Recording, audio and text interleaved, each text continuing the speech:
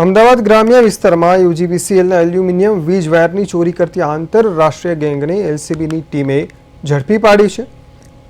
પોલીસે આ ટોળકીના 4 શખ્સોની ધરપકડ કરી છે, જ્યારે દીપુ શર્મા, ગૌતમ, રાહુલ અને ઉદયને વોન્ટેડ જાહેર કરાયા છે. મેજલ કલ્યાણપુર રોડ પર કેનાલ પાસે 2 પિકઅપ મળી આવી હતી, જેમાં 10 લાઇનના એલ્યુમિનિયમ વીજ વાયરો ભરેલા હતા.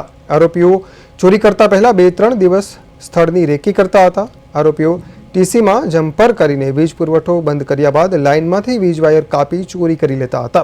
પોલીસે અંદાજે 2.20 લાખ રૂપિયાની કિંમતના વીજ વાયર, 2 પિકઅપ વાહન, મોબાઈલ ફોન અને વાયર કાપવાની કાતર સહિત 7.86 લાખ રૂપિયાનો મુદ્દામાલ જપ્ત કર્યો છે. ભવાનસિંહ સામે અગાઉ 14 જેટલા ગુનાઓ અને ભરત સામે 13 જેટલા ગુનાઓ નોંધાયેલા હોવાનું સામે આવ્યું છે. લોકલ ક્રાઇમ બ્રાન્ચની ટીમ વોચમાં બેસી હતી અને સાથોસાથ પેટ્રોલિંગ દરમિયાન એમને એક ચોક્કસ બાતમી હકીકત અનુસંધાને એક 3-વ્હીલર ગાડી પકડી, જેમાંથી એ લોકોને 213 kg કોપર કેબલ મળી આવેલું છે અને ટોટલ 3,80,000નો મુદ્દામાલ મળ્યો છે.